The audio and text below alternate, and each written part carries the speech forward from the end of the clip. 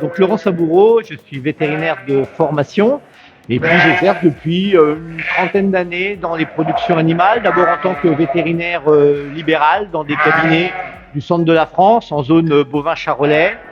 Et puis rapidement en tant que vétérinaire dans une coopérative agricole, l'Alliance Pastorale, où je suis aujourd'hui responsable du pôle santé animale. Donc, pôle santé animale qui comprend des vétérinaires et un laboratoire qui travaille en direction des éleveurs pour le suivi sanitaire des exploitations et plus particulièrement des exploitations ovines.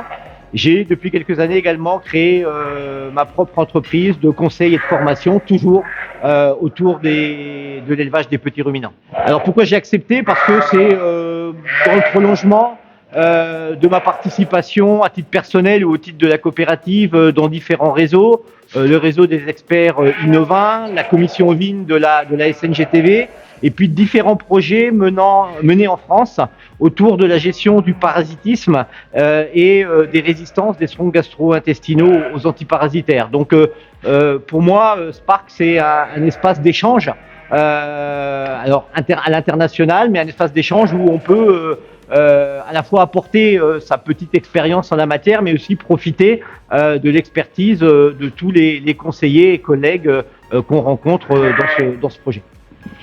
Alors, ce sujet, il est au centre même de notre activité au sein de la coopérative, puisque on est face à un défi de savoir comment gérer le développement de ces résistances qui sont de plus en plus importantes. On a depuis de très nombreuses années mis en place avec le laboratoire dont je parlais tout à l'heure un service d'analyse coproscopique à coût modéré pour les éleveurs, pour justement aider à la connaissance du parasitisme dans les troupeaux. On fait environ 10 000 analyses copro par an. Et puis, depuis quelques années, on a également mis en place un autodiagnostic du risque parasitaire pour les éleveurs. Donc, cet autodiagnostic, c'est une grille en fait d'évaluation de différents critères liés au développement du parasitisme et aux résistances. L'éleveur peut l'utiliser seul sur son exploitation ou avec son conseiller, vétérinaire ou technicien, pour évaluer un petit peu le risque et essayer de mettre en place des mesures qui permettent de limiter ce risque. Et puis, nous avons également mis en place un système de code couleur pour les familles d'antiparasitaires, pour aider les éleveurs sur les exploitations à alterner les molécules et donc à limiter ce développement des résistances.